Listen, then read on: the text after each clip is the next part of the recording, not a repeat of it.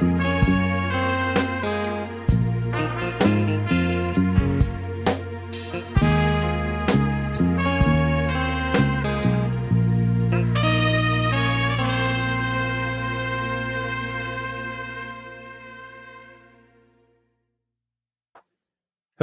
welcome back to the Detective Story Podcast.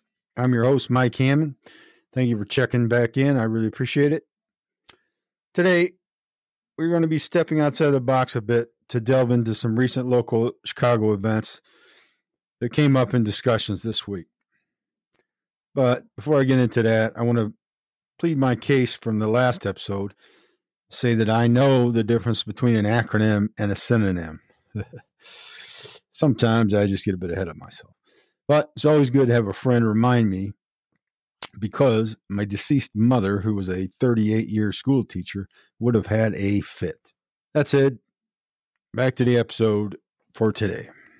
So while at dinner the other night with my daughter and several young women, they expressed concerns to me about two tragic cases of multiple homicides here in nearby communities of Chicago that occurred earlier in the week of this recording.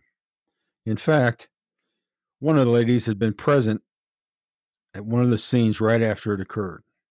They had many questions and wanted to know from me the police procedure of handling such events and how to try and interpret police communications to the public while the events are going on and during the aftermath. The conversation led me to the decision to have this discussion with you, my listeners. I know that these types of events cause a great deal of justified anxiety, especially when they are active or the hunt for an offender is ongoing. Though this is a Chicago regional incident, I hope the message will resonate wherever you are.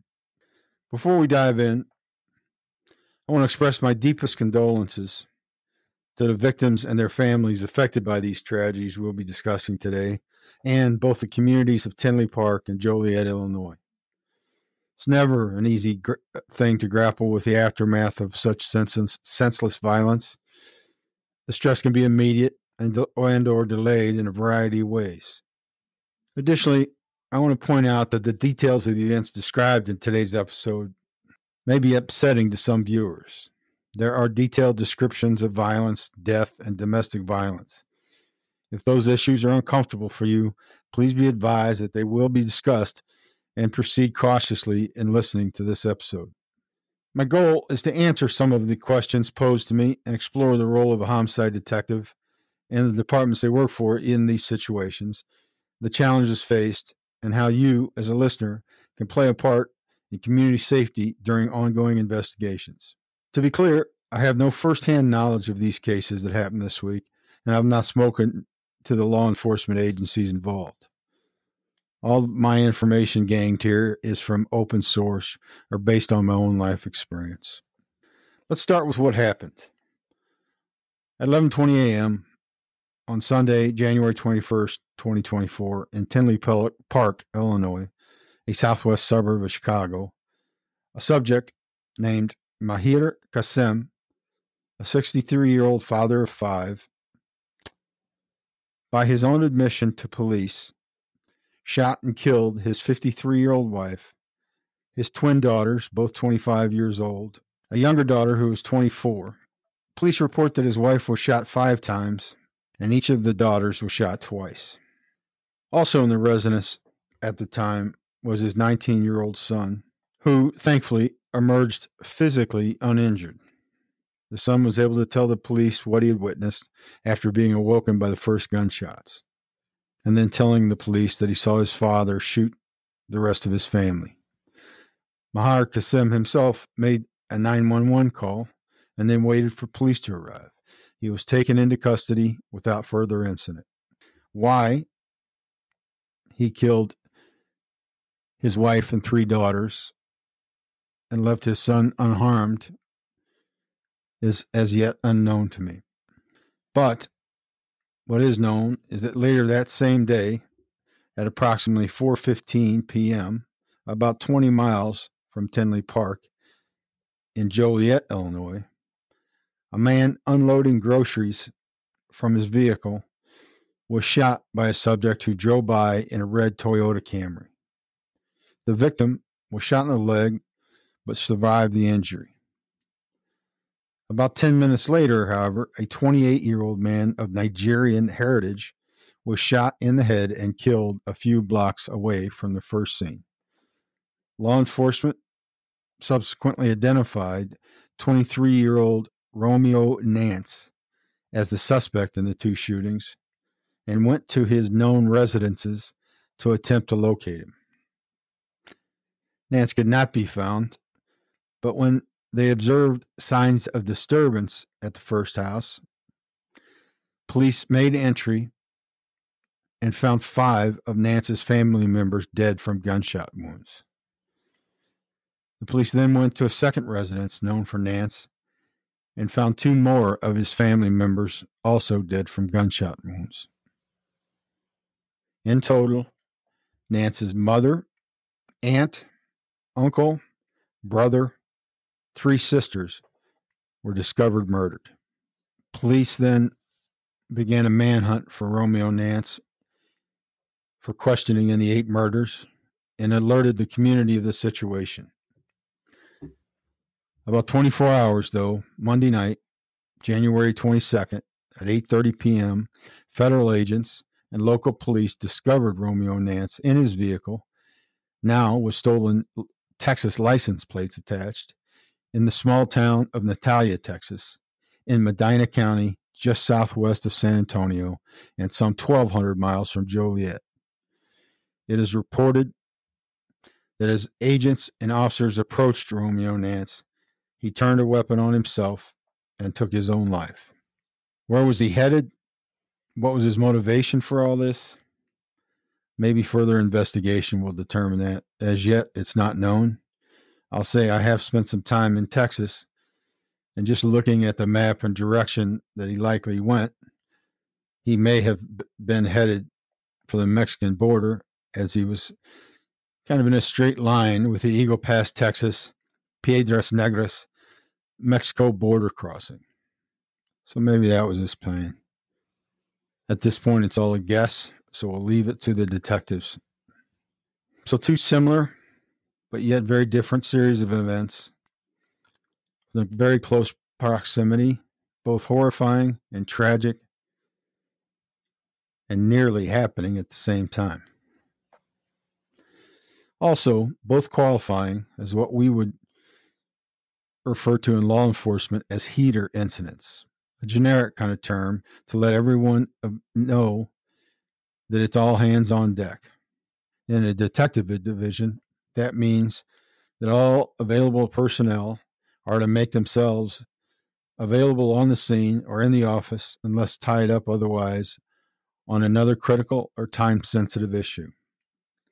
Lead detectives would be assigned to ultimately write the reports, or paper as we call it. So that would look like a quick meeting of all available personnel with a sergeant, lieutenant, or commander, where assignments would be handed out, either on the scene or in the office. And first up would be the assignment of the paper car, meaning the lead detectives. As an example, the sergeant or lieutenant might say, Hammond, Manto, tank commander, you guys got the paper. That simply meant we were the lead detectives on that particular investigation. And as such, we would be a clearinghouse for all information, interviews, notes, and reports from other detectives. In a case like Tinley Park, where the offender is in custody and the scene is contained in one location, and there's no obvious further threat to the public, that would be about it. The scene, that, and of course, interviewing the suspect. Other teams would be assigned to assist. Some would go to help with the scene, conduct interviews and canvasses of the surrounding area for potential witnesses, video evidence, etc.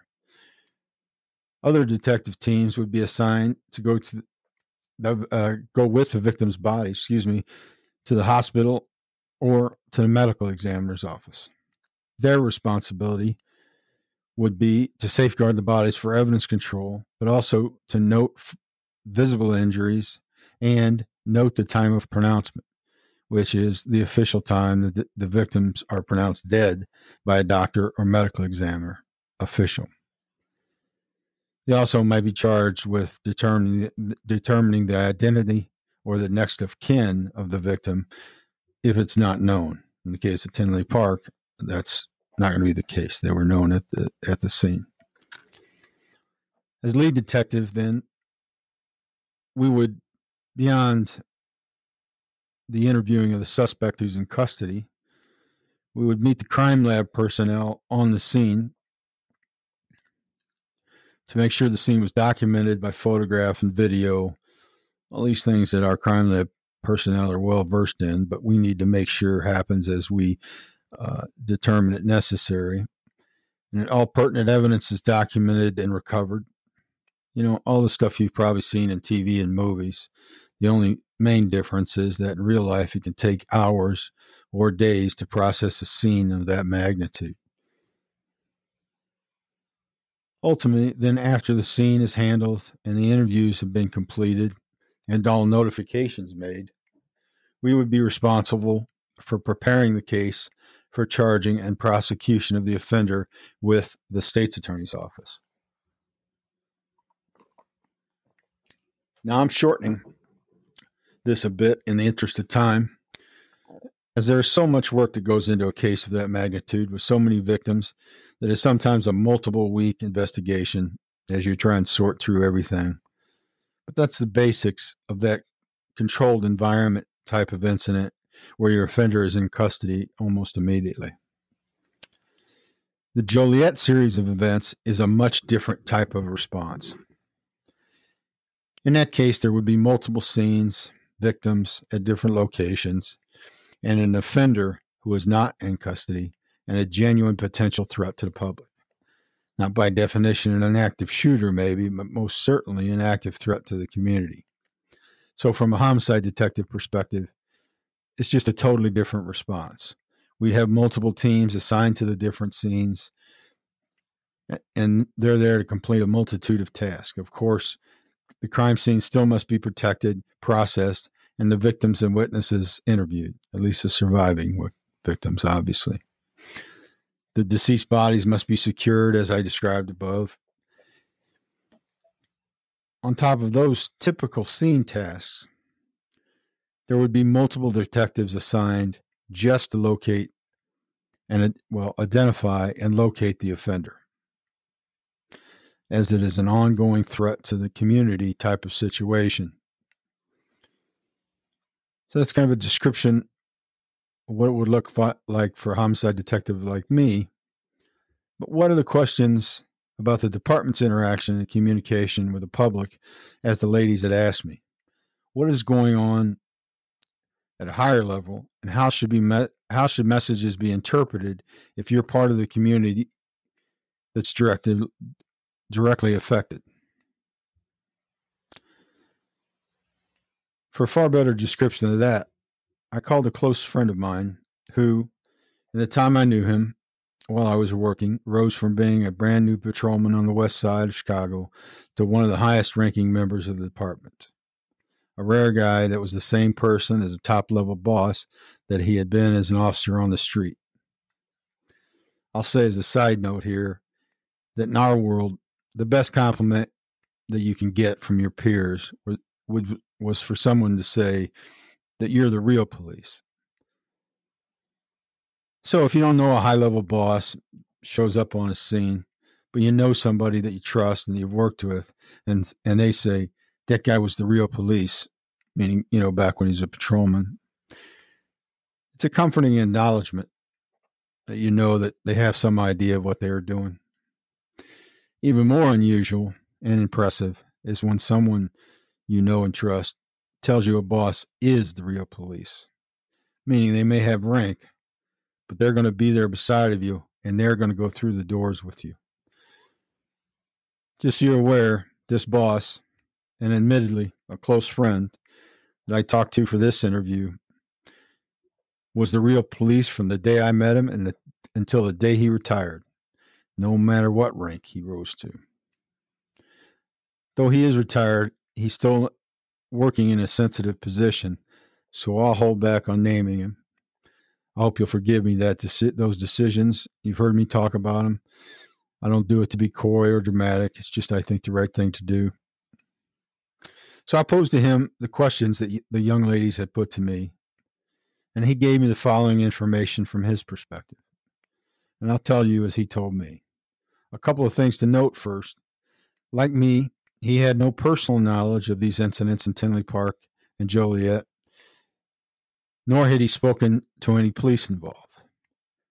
This discussion is simply to give you an idea of the police perspective during these incidents. Every jurisdiction has their own protocols. So I'll paraphrase his thoughts, but this is what it sounds like coming from him.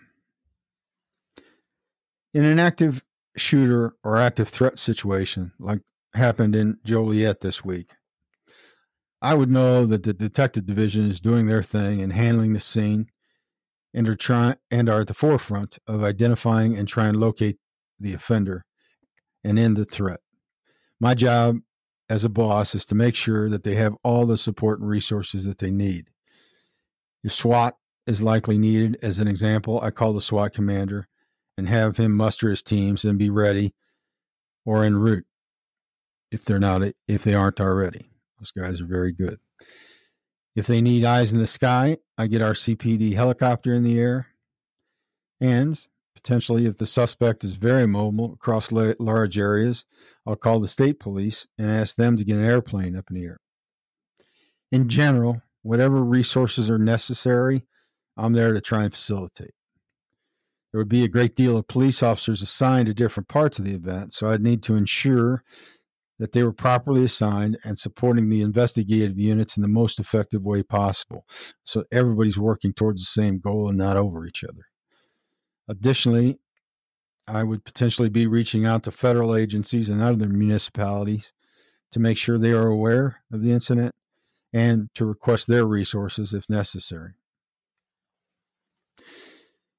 And I ask them about the ladies' questions about communication with the public and how it's deciphered. So I would immediately alert the mayor and other community leaders to debrief them of the situation and the status. With their involvement, we would begin putting out community alerts, such as shelter-in-place requests, and then, when the offender is identified, putting out the person's identifiers with requests for help and information from the public. One of the most difficult issues in an active event is filtering information to make sure it is supported, reliable, and factual to the best of our ability. We will hold press conferences to engage the media in getting information out. A big challenge is staying ahead of the information flow. Social media is such a powerful and immediate entity these days that it can be very helpful if you stay ahead of the information. The speed and influence of social media platforms can be harmful to the point of being dangerous if we get behind the information flow.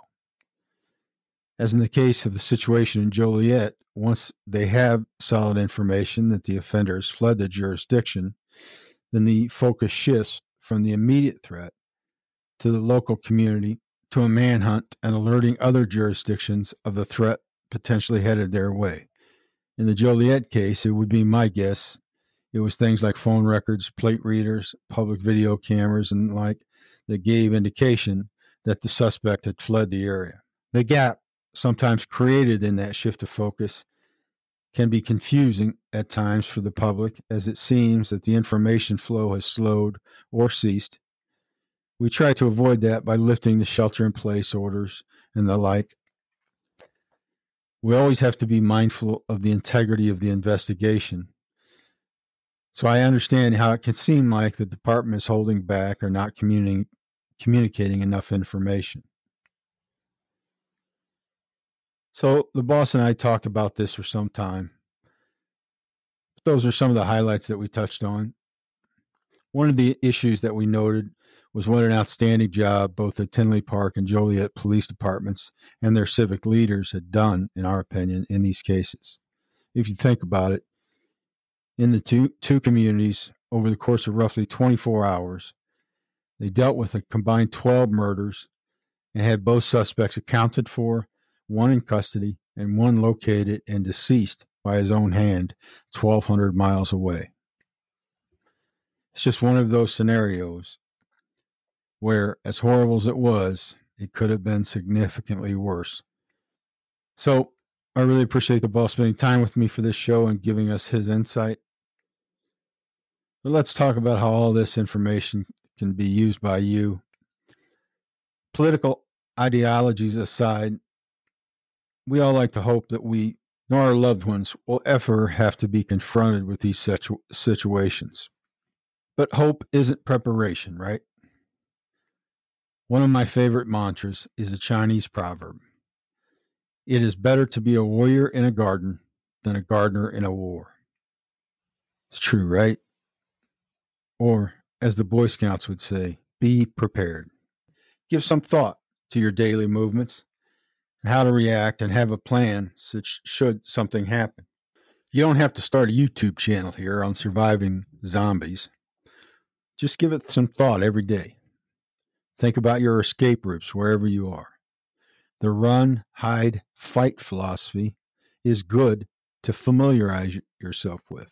Very good description of that concept on FEMA's website under the Active Shooter heading. It's a good thing to read. I'll provide a link in the notes of my episode here to that page. I think that it's really important for everybody to read through that and give it some thought. Also, think about the subjects of our first two episodes, Geneva Redding and Nicole Kitchen. Now, admittedly, this might not sound ideal or pleasant, but here's two women who were forced into the worst possible position. Unfortunately, they did not survive those situations.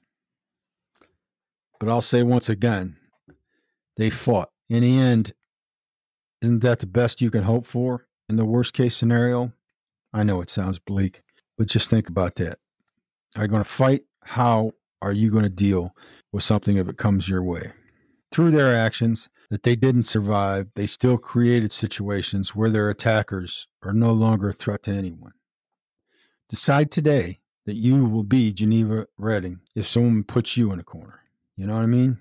That decision will automatically make you more likely to survive a bad decision than most. Be cognizant of your instinct and your inner voice. Listen hard to them. Get yourself out of any situation where that voice or your instincts are telling you something's not right. I honestly cannot begin to count the number of victims' friends, and witnesses who have told me over the years something just didn't feel right in the aftermath during my investigations. Trust yourself. If it doesn't feel right, assume it's not and get yourself out. Communicate those feelings and don't be dissuaded. It is not paranoia to trust yourself and listen to what your body tells you. Now, don't confuse this with picking battles. It is better to get out of any situation than be faced with having to do battle. If you listen to your instincts and that inner voice, it is my belief that you are much more likely to avoid confrontation. Sometimes, though, it's just unavoidable, and then you have to do the best you can. If a robber approaches you and wants your money or your car, let him have it. Things that can be replaced are not worth the battle. Believe me, I do the same thing. I'm no UFC fighter or special forces guy, but I'm a street guy. I'm a fairly tough guy, competent with my weapons, but that's what I would do.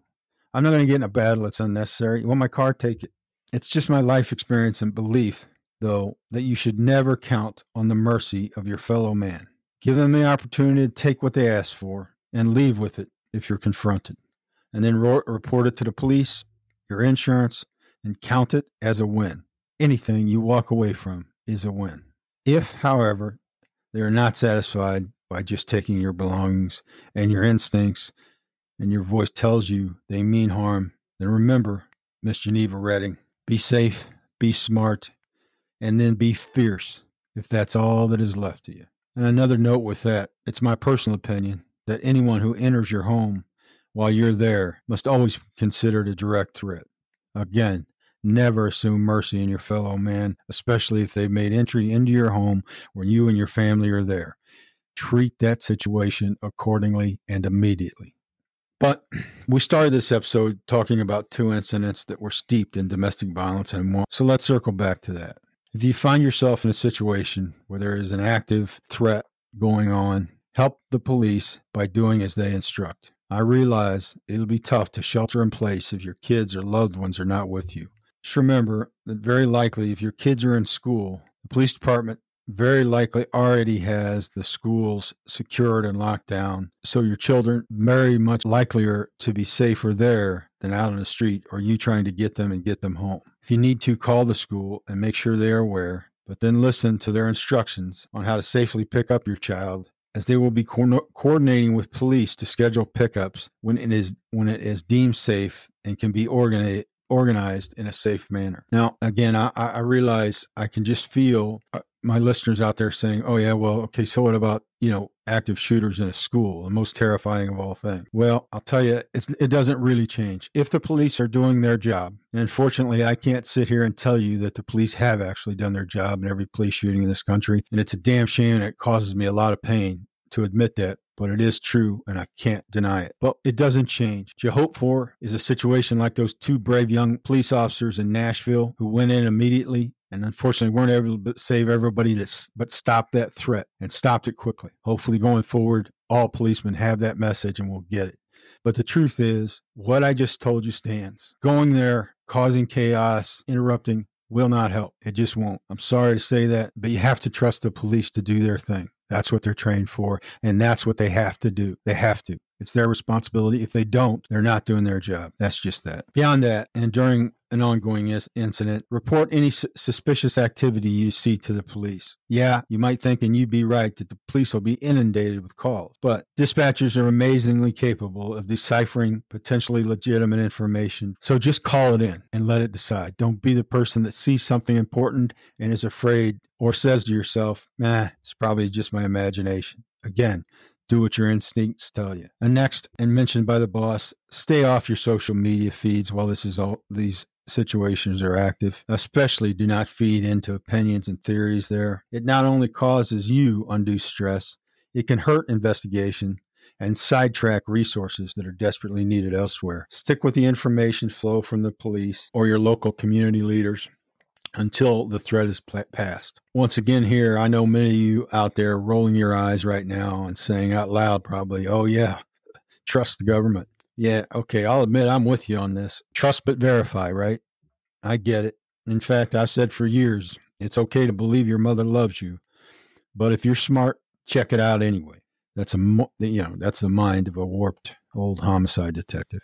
I know how bad that sounds, and both my mother and grandmother would not approve at all. But that's just the life. The point is, though, even with that perspective, I'll tell you, in an active threat situation, or an active shooter situation, every situation I've ever been in, all police officers, detectives, support personnel have one main goal, and that's to stop the threat before someone else is hurt, to the point of putting their own lives at risk to make that happen. The smart play for you is to listen to their instruction and respect what they ask you to do. And then finally, post-incident, when the threat has passed, tend to your own mental health and have conversations with your loved ones to make sure they understand and are processing the trauma in healthy ways. Don't hesitate to find resources to help you and your family cope. These are life events that are not easily processed even by the most hardened homicide detectives. The 2 incidents in Tinley Park and Joliet over this past weekend are devastating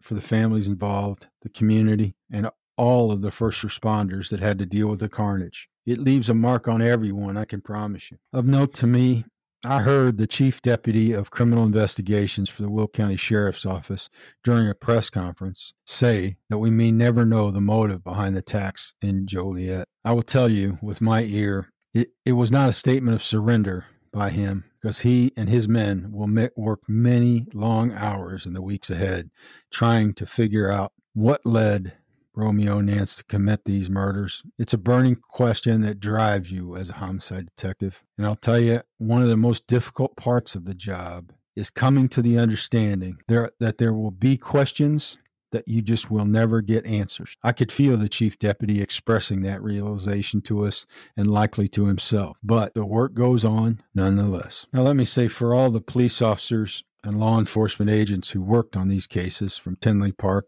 to Joliet to South Texas, actually all of the first responders, great work, but please take my humble advice and do not try and tough it all out. As I've mentioned, stress can be obvious or insidious, and I speak from a place of vast experience here, I'll tell you. Most of us can tough out a few bad things, but whether you're dealing with your first dead body or your 1,000th, 100% there's a toll to be paid, and that toll will come due. I promise you that. Tend to your mental health. Forgive yourself your perceived weaknesses and talk about the thoughts in your head with someone you care about, or even better, a trained, independent professional who has no stake in the game but to help you live a better, happier life. We tell ourselves that we are protecting our loved ones by keeping the horrors bottled up, but I'm here to tell you it doesn't work that way. I will say, and I do agree, that some details have to stay locked in boxes in our head. However unhealthy that may be, I do get it has to be that way.